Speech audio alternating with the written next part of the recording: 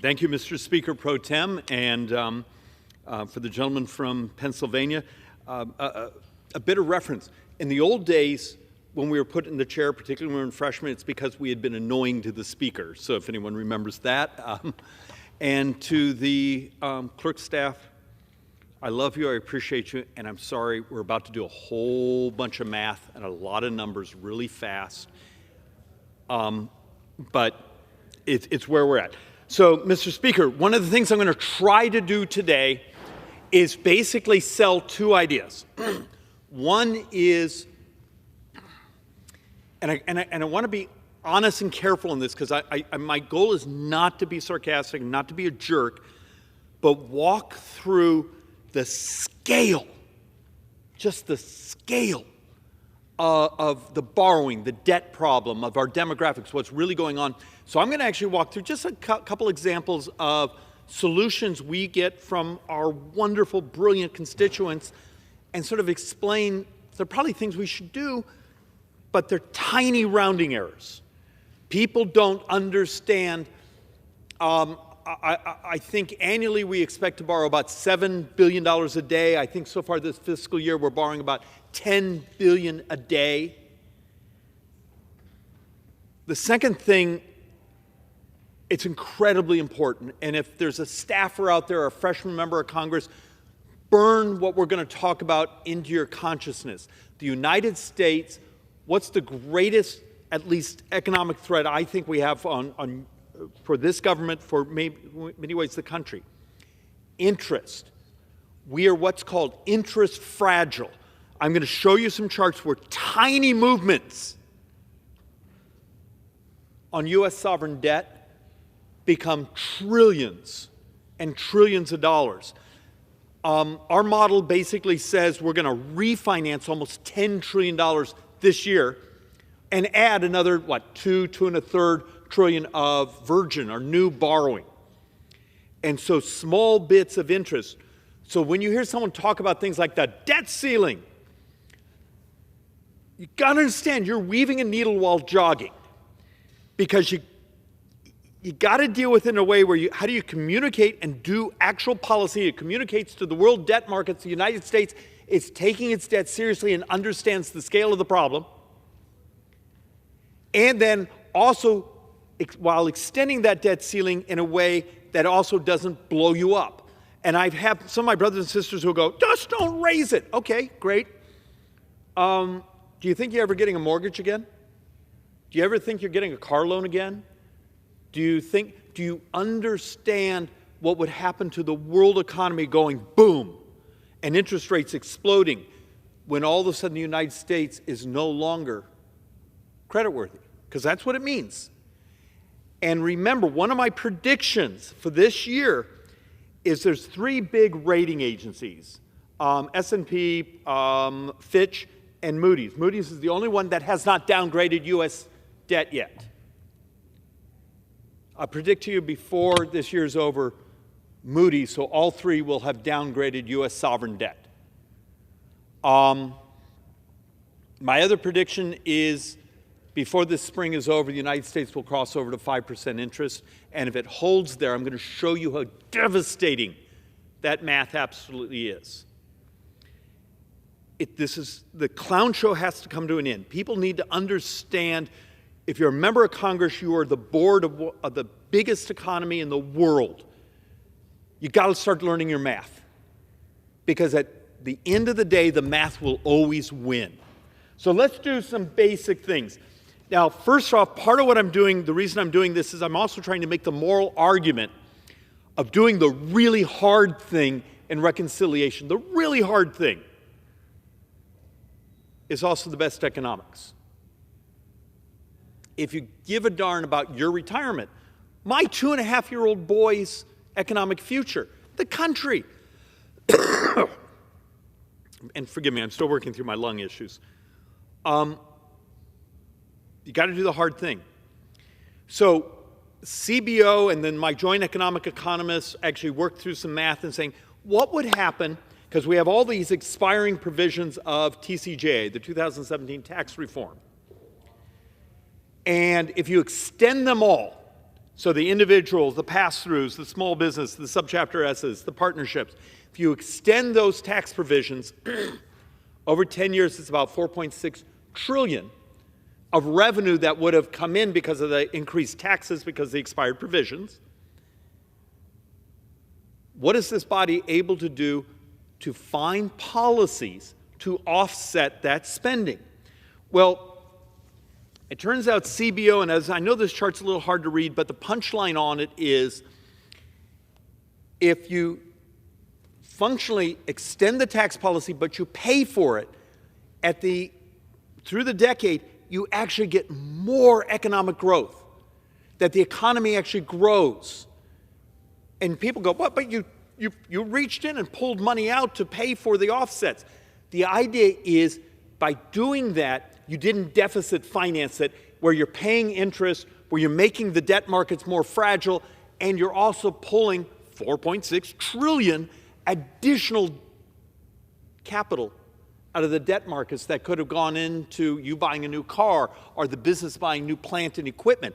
This is hard because around here talking about we're going to modernize how we deliver healthcare. We're going to modernize public agencies. We're going to reduce spending by doing it better, faster, and cheaper. There's an army of lobbyists outside the hallway here who are paid to protect their current business models. How many folks do we meet from the agencies and the public employee unions that get all upset, particularly at me when I'm doing these presentations of, here we could use technology, we can use AI, these other things to reduce the size and cost and make government much more responsive. And then they send nasty letters and those things into your district and complain about you. But we don't have a choice. So let's walk through. So the facts are on our side. Those folks that run around here and say, we need to extend tax policy, we need to protect the border, we need to actually do all these things. But you can't create an additional fiscal rat hole and expect you're going to throw this back onto the world debt markets. My reason I want you to think about this, I'm going to show you a couple charts in a little while that where interest rates were on U.S. sovereigns way back when. Let's go back to like December. So a few weeks ago. Yesterday, the 20-year U.S. bond actually crossed over 5% for a while. If 5%, and understand, if anyone with gray hair, you understand 5% is actually lower than the historical average of the previous few decades. If we were just go to 5%, you're going to see that's almost just shy of an additional $9 trillion in debt, double of everything we're talking about doing in reconciliation. So just doing this and communicating to the debt markets that we're serious about what's going on, because the uncomfortable truth, and I'm going to show it again, and it seems to hurt people's feelings, almost 100% of the debt for the next 10 years is interest and Medicare. We got older. Baby boomers are moving into their earned benefits. We didn't have enough children to backfill. Starting in 1990, fertility rates started to roll over. Healthcare got much more expensive. And we're almost terrified to basically say almost every dime of debt from today through the next 30 years is interest and demographics. And the political class, the press, the dopamine hits on cable television, this and that, telling true math doesn't make you popular. But it does make you honest. So let's actually walk through a couple examples. And once again, I got to be careful because these are not meant to be snarky. They're basically a thought experiment of what you hear members walk behind these microphones saying things that, great, they're wonderful, maybe we should do them. But they have tiny effects on the survival of this republic. So let's actually walk through, just explain what I'm talking about. Okay, let's walk through the impact of borrowing. We're using this fiscal year, what we've been borrowing per day, per hour, per minute, per second. But we're going to walk through, and I'm using the clock face, and these are 12-hour clocks. So you got to picture 2 clock faces. I'm trying to make some way where you make things with lots of zeros understandable. So let's actually, and this is one of my favorite ones. So back in December, we sent out some things, and we got members of our community to throw back ideas. And one of the favorite ones was get rid of congressional salaries. Okay. In my heart of heart, I actually think we're overpaid for the quality of our work product. So maybe that's what we should do. But you get rid of every congressional salary. That's Senate here. Just get rid of all of it. It's actually about, over a fiscal year, it's about $1.9 billion. It's a lot of money. Okay? For an entire year's borrowing. For the entire year, it would cover 6.4 hours. Yay! We made a big impact. We covered 6.4 hours of an entire year's worth of borrowing. Okay, so that's sort of silly, but that's one of the key responses we got. I think, actually, may say more about what they think about me. All right, so let's actually do another one that came back to us from our constituent surveys. Emergency services for undocumented migrants. This is basically Obamacare subsidies, healthcare spending for those who are here undocumented. They're illegal. Now, most of this turns out we believe to be Obamacare subsidies. You will hear member after member after member, and people on television, the talking hosts, you'll hear it on conservative talk radio. If we just didn't spend money, okay. So we actually did this thing called research, where we actually looked up the actual facts and the math.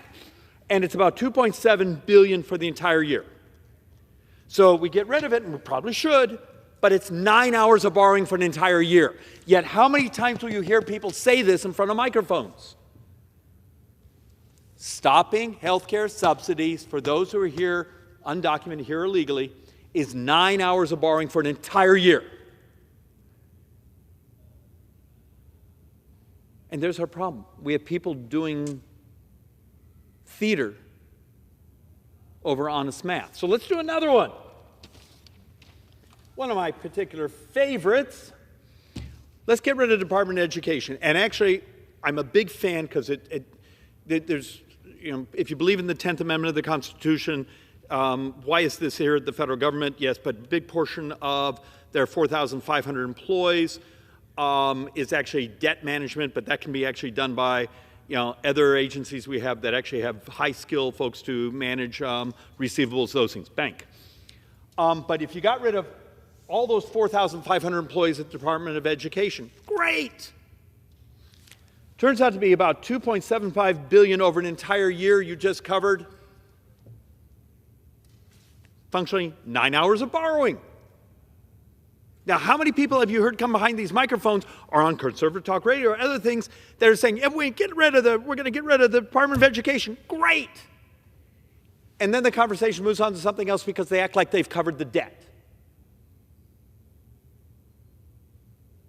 There's this lack of understanding. We're borrowing about $70,000 a second. So let's go on to another one we get of. Let's get rid of the UN.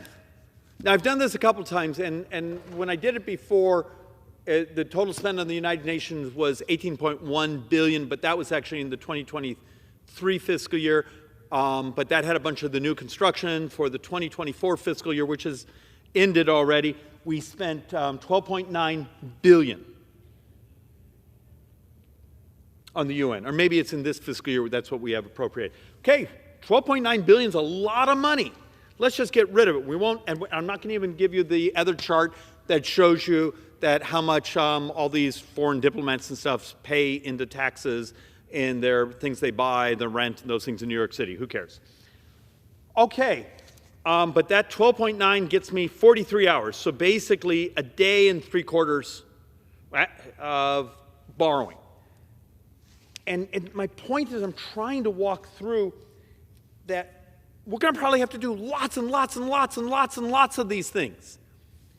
Start demanding from the people who are standing up in front of you saying, here's what I care about, we're going to take on the debt and deficits, have them understand their math. So how about Ukraine aid? Okay, I think this is on for this fiscal year. So the appropriation lineup is $21.8 billion. Okay, that gets us 3 days of borrowing.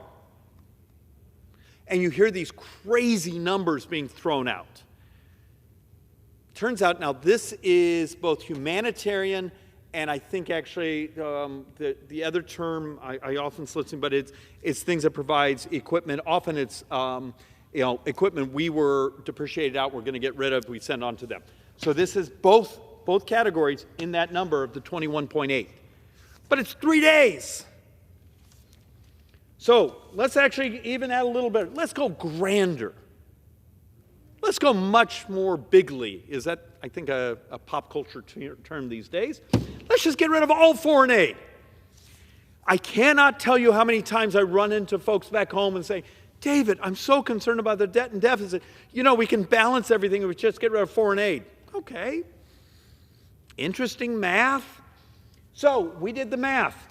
Here's the 57.25 that's going to foreign aid. It's a week of borrowing. Does anyone see the point I'm trying to make?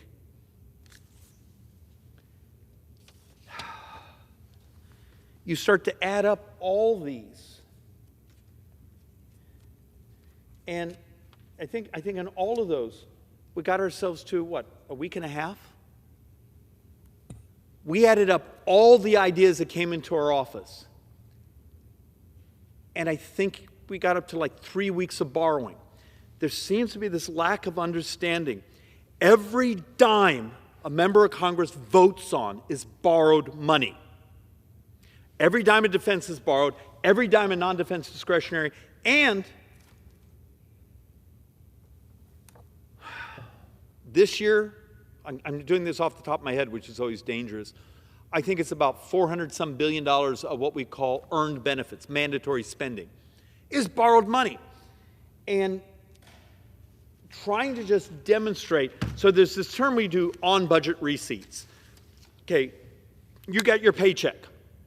You look at your paycheck. Here's what went to FICA. Well, that's your Social Security contribution, a little bit of your Medicare Part A contribution, maybe a little bit of unemployment disability. Okay.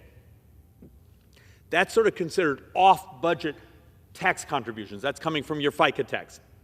The other part is your income tax, capital gains tax, all the other things. That's this blue here.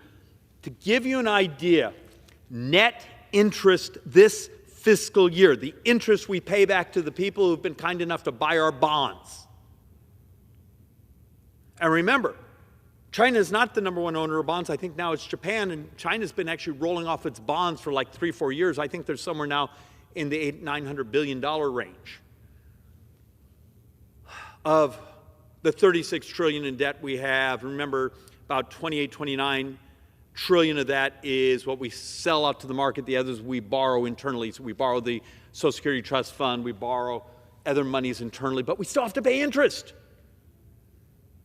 Which is, you remember, we're one of the only countries in the world that engages in this scam of saying, well, it's only the publicly borrowed money. No, because you owe interest, you're not going to pay your interest back to Social Security? Of course you are. But the point of this chart is trying to say accounting accounts for 24% of all those tax receipts we take in that aren't Social Security, aren't part of those payroll tax. 24%, it's just going to pay interest, and that's this year.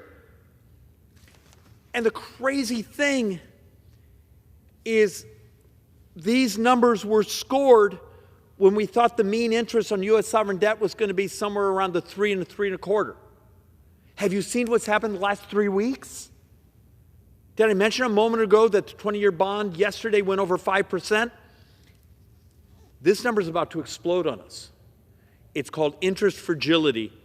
And yet, how many idiots like me have come behind the microphone and said, do you understand how dangerous it is if we make the debt markets nervous because we're incompetent?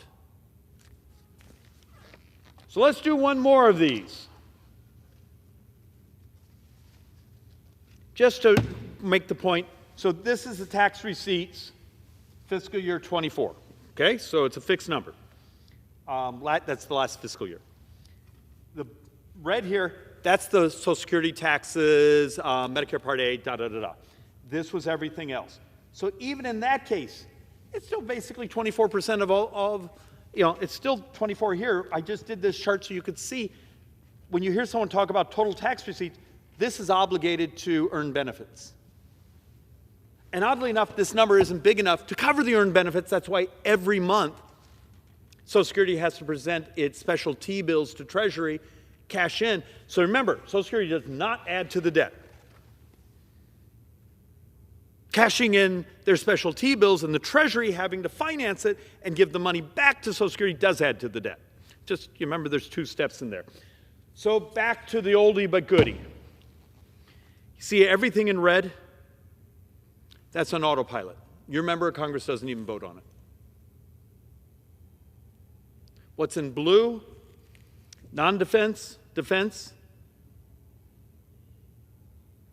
all borrowed. And a whole wedge of this over here. So understand the scale.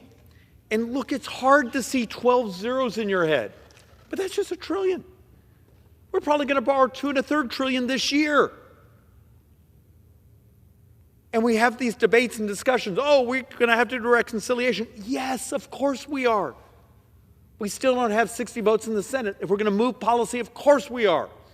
But understand the fiscal implications if we don't do it right. Does the debt markets demand a premium because you see what's going on around the world? What happened in Great Britain this summer? What they do to the gilt? What happened in France a couple of weeks ago? What's happening in Germany right now? What's happening in Canada? What happened in South Korea? All over the world you see governments falling, and one of the primary reasons they're falling is they actually tried to engage in some fiscal constraint. Are we going to be elegant enough to do it in a way where we can explain to the American people, if we do something smart today, we do not get crushed tomorrow? But small movements in interest rates start to consume everything in this government. And so here's an example. And this is, so I told you the 20-year yesterday went over 5%. Futures market, if anyone's a real geek, if you take a look at futures market on the 10-year sovereign, some of the futures market between now and through spring actually expect a 5% interest rate. If that 5%, and remember, that's still, what, a point and a quarter lower than the historic average when you get rid of the previous decade, which was just sort of fake interest rates. If we were to go to 5% of U.S. debt, that's actually fairly normal. And that gets built in. Remember, we bring about $10 trillion to refinance, and the new so 5%. We go from a $13 trillion, almost $14 trillion debt expectation at current interest rates over the next 10 years to 22.7. It's almost $9 trillion additional from where interest rates were in December to where it looks like interest rates are going to be this spring. You just added $9 trillion in additional interest. That's called interest rate fragility. That is double just the interest rate exposure going back to even something that's below historic norm is double everything we're talking about doing in tax reform, of extending the TCJA 2017 tax policy. It's double. This should be scaring the crap out of people around here. Why am I the only idiot running around with charts saying, are you paying attention to this? Are you watching what's happening in world debt markets right now? Does this make anyone nervous? Some of the articles are basically saying bond markets around the world are getting nervous, loaning to sovereigns because they keep borrowing like crazy. Well, what's going on in China where they're borrowing like crazy?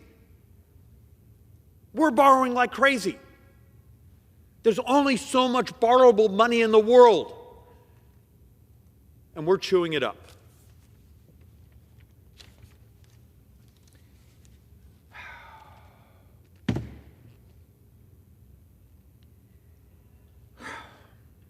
And the point of this one was,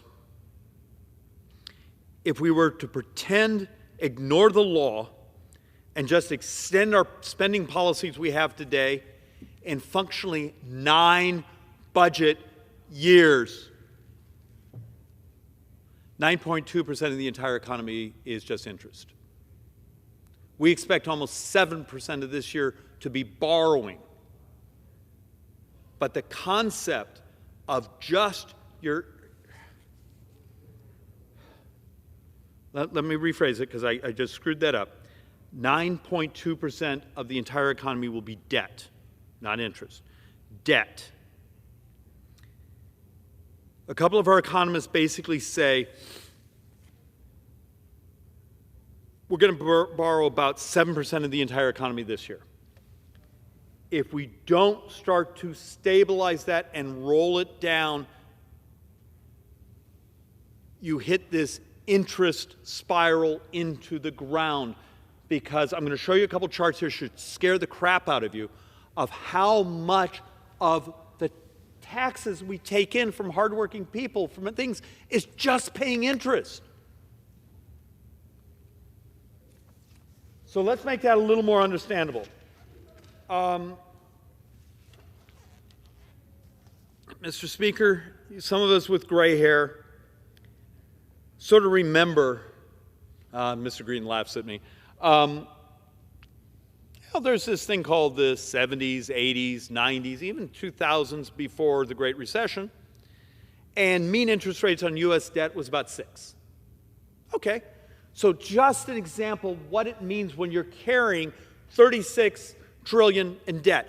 And understand, we're adding another trillion of debt about every 125 days.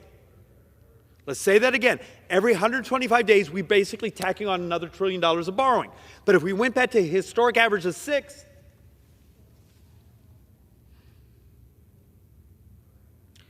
be 11% of GDP in a decade. Oh, what if we went up to 9, which we had back in the 70s and 80s? You're at 18%. We're playing really dangerous games here. We've almost made the decision to make the world debt markets the ones in charge of America.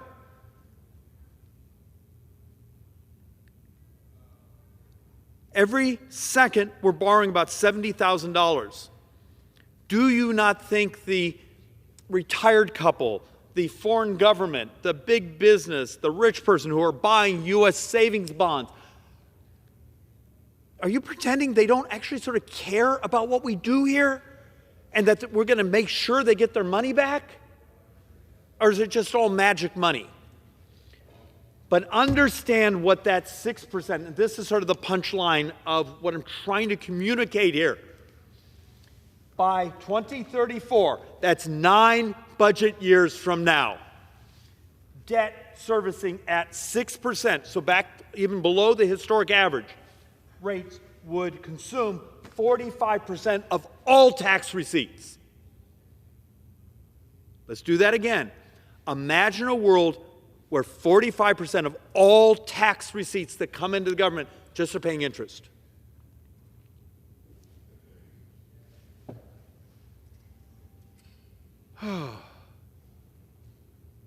Take this seriously. Look, I have a 9-year-old and my wife, who's exactly my age. We also adopted another little boy, same birth mom. He's 2.5, cutest kid you've ever met. The little girl is brilliant and very loud. The math basically says my kids, your kids, will be part of the first generation in America to actually be poor. And to give you an idea how that math works, when little Matthew, who's 2.5 right now, basically is 23, 24. If you wanted to maintain baseline services in America as they are today, U.S. tax rates, every U.S. tax rate, tariffs, corporate, individual, everything has to double. 100% increase. And it's not pretend, it's called math. There's these little things you punch in, you can put batteries in them. Hell, you probably have one on your phone. It's math. But we're terrified to tell our voters the truth. Because people raise their eyebrows and get upset when you say, look, we got old as a society, we didn't have as many children, we made lots of promises, and we never set aside enough money for them. But we can disrupt the cost if we're willing to adopt modernization. You can cut stunning amounts of money from the delivery of health care, not by cutting services, but by adopting technology. Except, once again, the lobbyists are in the hallway to stop you from doing that because it would make them change their bureaucracies and their business models. But a number like this should make us all pucker.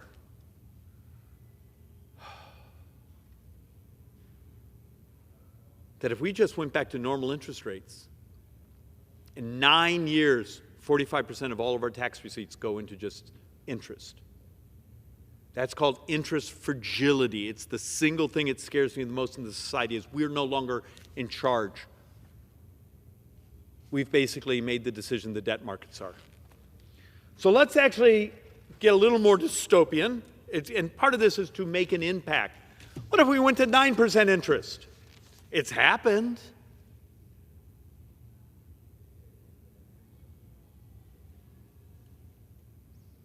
What would happen? Can you read this number? 83% of all tax receipts would go just to interest. And here's the reality of today. For every dollar we take in tax receipts, we spend $1.39. Yet, what we call discretionary, military has been substantially flat. All other non-defense discretionary is basically flat. Almost all the growth is two things, been healthcare and interest. Well, we can't do anything about interest. You know, the deal is the deal is the deal when we sell a bond. And healthcare, well, there's an army of lobbyists, once again, outside these walls, who will beat the absolute living blank out of us when we ask them to modernize, actually use technology. Even our brothers and sisters here are often defending not last decades, but the decade before that's business models within healthcare. We don't have a choice. Open up your brains, hire a computer brain, hire some kid who's a data analyst, scientist, and start walking through the facts of what's going on, and then we have to do hard things. We're going to have to do a revolution on... Have you seen the numbers coming out of Medicare Advantage? Have anyone taken a look at those Wall Street Journal articles from the last year? Of the billions and billions and billions that they're documenting are functionally fraud and abuse? Are we going to be honest about it? And there's ways elegantly to fix it without beating the crap out of everyone. We just need to recognize our own problems. But once again, for every dollar the United States takes in tax receipts, we spend $1.39. And right now I need to go back to an oldie but a goodie, and I've done entire floor presentations repeatedly on this. You take all the tax hike proposals of our brothers and sisters on the left and score them for their economic effects, it produced about 1.5 points of GDP of new tax receipts. You take, for our side, all the cuts we've talked about, almost all of them being in non-defense discretionary. It's about 1 point of GDP. Add those two together, that's what? 2.5. Congratulations. So everything the talking heads here do behind these microphones is 2.5%. We're borrowing 7% this year of the entire economy. And here's your crisis. The solutions sound really good in a television commercial, maybe an interview on cable television, and they're crap math. They don't get you anywhere close with what's necessary because it turns out the actual scale of the math, it's so far beyond just raise people's taxes, just slash and burn this. You need a revolution on how we deliver on our commitments. And why is that harder? I still can't get my head around here why that's harder. And once again, the single chart that makes people most angry. And it's already a year out of date. The numbers right now are much worse. CBO predicts that deficits of $115 trillion over 2024 to 2054. Social Security, Medicare, $124 trillion deficit. The rest of the budget has a $9 trillion surplus.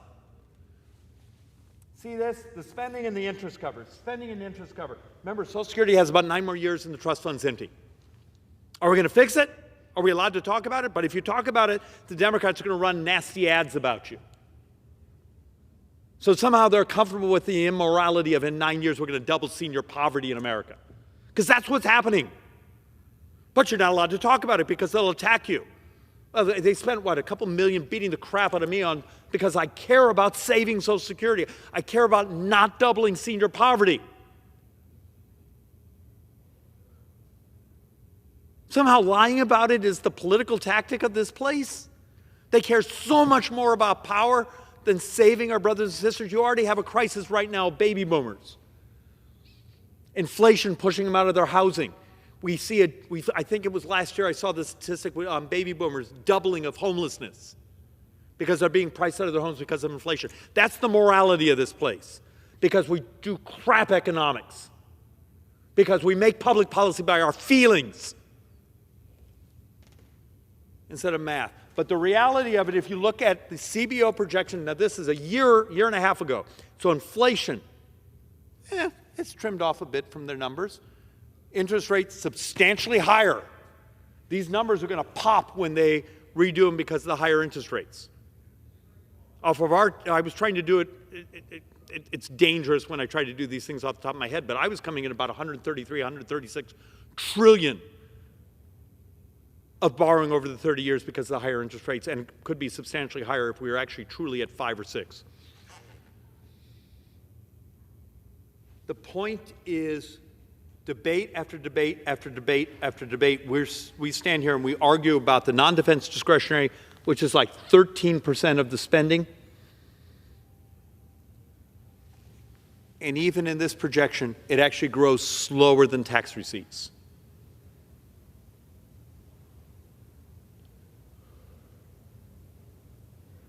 So we're going to head towards doing reconciliation. We're going to try to do policy. We have a new president coming in that has a vision of growth for the country. Are we, as the board of directors, as the founding fathers designed it, going to step up and do our job and actually save the future? Are we going to avoid the hardest thing we do, and that's telling the truth to our voters? And maybe even telling the truth to each other. There's still hope. But one of our economists actually has this chart he's been working and saying, you may only have 3 or 4 more years if interest rates keep moving up, or it's almost too late. You can't work yourself out of the higher interest rate cycle, because the additional debt, the interest rate, the additional debt, the interest rate. And I think it was a year ago, we actually had a couple months, 3 or 4 months, where we had to borrow money to cover our borrowing.